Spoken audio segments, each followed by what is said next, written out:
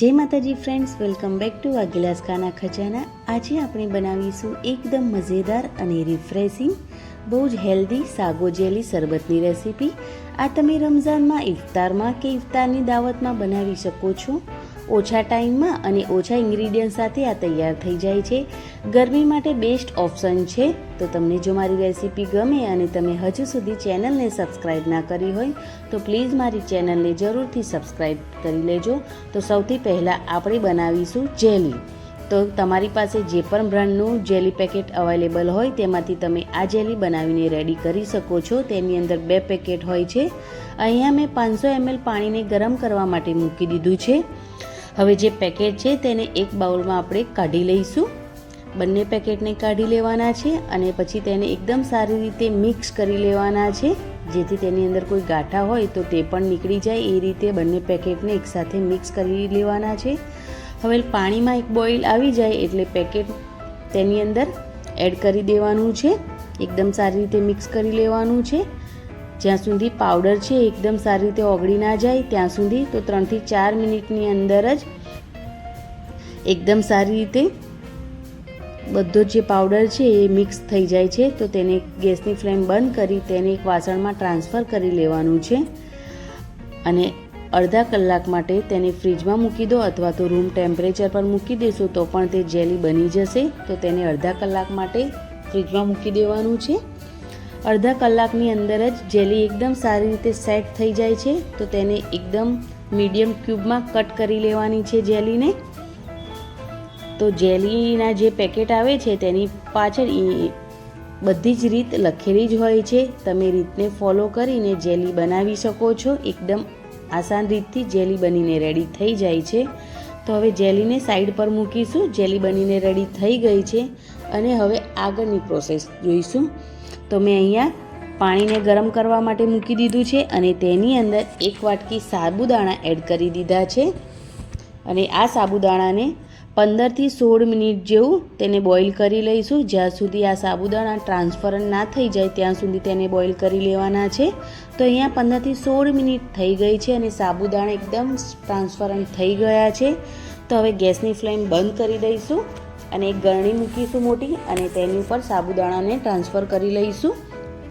તેની ઉપર ઠંડુ પાણી એડ કરી દેવાનું છે એકદમ સરસ, જેથી તેની કુકિંગ પ્રોસેસ છે એ બંધ થઈ જાય અને જે સાબુદાણા છે એ એકદમ સરસ ખીલેલા બને।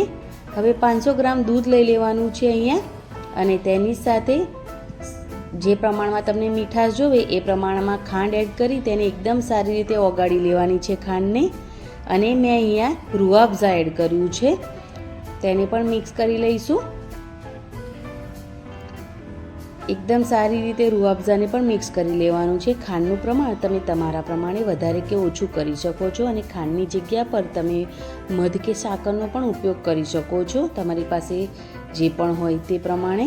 હવે એકદમ સારી રીતે ખાંડ અને રૂઆબઝાને મિક્સ કર્યા પછી જે સાબુદાણા બોઇલ કરીને રાખ્યા છે તેને એડ કરી દઈશું અને તેને એડ કરી એકદમ સારી રીતે દૂધ સાથે મિક્સ કરી લઈશું અને તેને અડધો કલાક કે કલાક માટે ફ્રીજમાં મૂકી દેવાનું છે, જેથી સાબુદાણા છે થોડા વધારે ફૂલી જશે અને એકદમ ઠંડા થઈ જશે એટલા માટે। તો જે સાબુદાણા છે એ હવે એકદમ સરસ ઠંડા પણ થઈ ગયા છે। આપણે અડધા કલાક માટે તેને ફ્રીજમાં મૂક્યું હતું અને થોડા વધારે ફૂલી પણ ગયા છે। તો હવે તેની અંદર જે જેલી બનાવીને આપણે રેડી કરી છે તેને એડ કરીશું। થોડી જેલી બચાવીને રાખીશું ગાર્નિશિંગ માટે। તો અહીંયા એકદમ સરસ જેલી એડ કરી દેવાની છે અને આ જે છે ડ્રિંક એ તમે ગરમીઓમાં બનાવશો તો બાળકોથી લઈ મોટાને બધાને ખૂબ જ પસંદ આવશે। એકદમ હેલ્ધી ડ્રિંક છે। હવે તેની સાથે થોડું ડ્રાય ફ્રૂટ્સ કટ કરીને એડ કર્યું છે મેં અહીંયા। તો મેં અહીંયા પિસ્તા એડ કર્યા છે, તમે બદામ કાજુ કોઈ પણ ડ્રાય ફ્રૂટ્સ એડ કરી શકો છો। બહુ જ રિફ્રેશિંગ અને ટેસ્ટી સાગો જેલી શરબત તૈયાર થઈ ગયો છે। તમે તેને ઠંડો સર્વ કરશો તો બધાને ખૂબ જ પસંદ આવશે અને આની તાસીર ખૂબ જ ઠંડી હોય છે, એટલે ગરમી માટે બેસ્ટ ડ્રિંક છે આ। તો ગરમીમાં તમે જરૂરથી ટ્રાય કરજો અને રમઝાનમાં પણ તમે તેને દાવતમાં પણ બનાવી શકો છો। તો હવે સર્વ કરી લઈએ।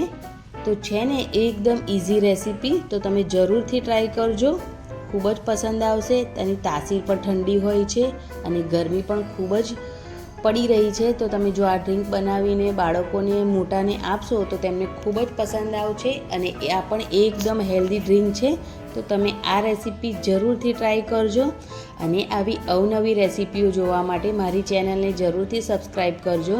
તમને આવી નવી નવી રેસીપી મારી ચેનલ પર મળતી રહે છે અને મેં ઓલરેડી બહુ બધી રેસીપીઓ અપલોડ કરી છે. તો તમે જરૂરથી ચેક કરજો અને મારી ચેનલની વિઝિટ જરૂરથી કરજો. તમને જો મારી આજની આ રિફ્રેશિંગ ડ્રિંકની રેસીપી પસંદ આવી હોય તો ચેનલને સબસ્ક્રાઈબ કરજો અને ફ્રેન્ડ્સ અને ફેમિલી મેમ્બરમાં આ વિડીયોને વધારે ને વધારે શેર કરજો.